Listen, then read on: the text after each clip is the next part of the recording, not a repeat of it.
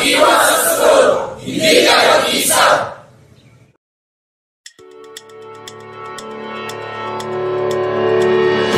Magandang buhay sa lahat.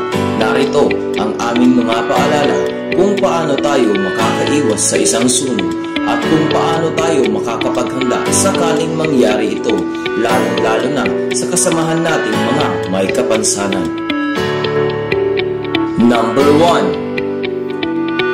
Dapat lahat ng kwarto sa bahay ay may secondary exit at siguraduhin na ito ay nabubuksan at walang anumang nakaharap. Number 2. Mag-practice na makalabas sa mga emergency exit at least 2 beses sa isang taon, lalo na sa mga buwan na madalas ang pagkakaroon ng sunog.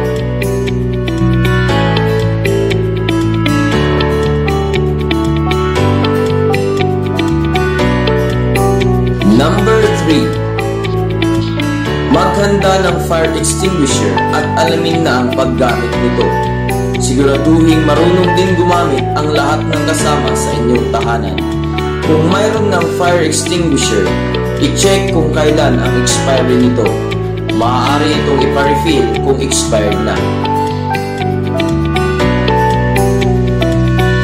Number 4. Paalalahanan ang lahat sa tahanan na tanggalin sa saksakan ang anumang appliance na hindi ginagamit. Iwasan din natin ang overnight charging ng cellphone. Number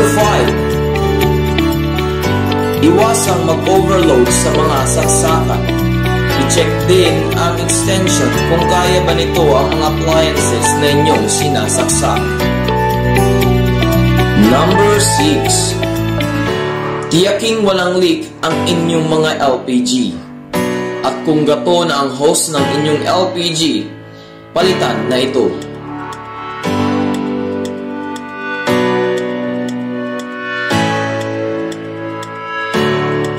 Number 7.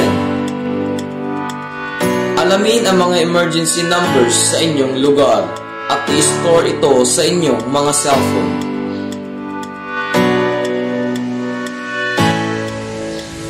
Iyan ang mga sampling steps na hatid sa inyo ng Bureau of Fire Protection na makakatulong upang kayo ay makaiwas sa sunog at makapaghanda sakaling mangyari o maganap ito.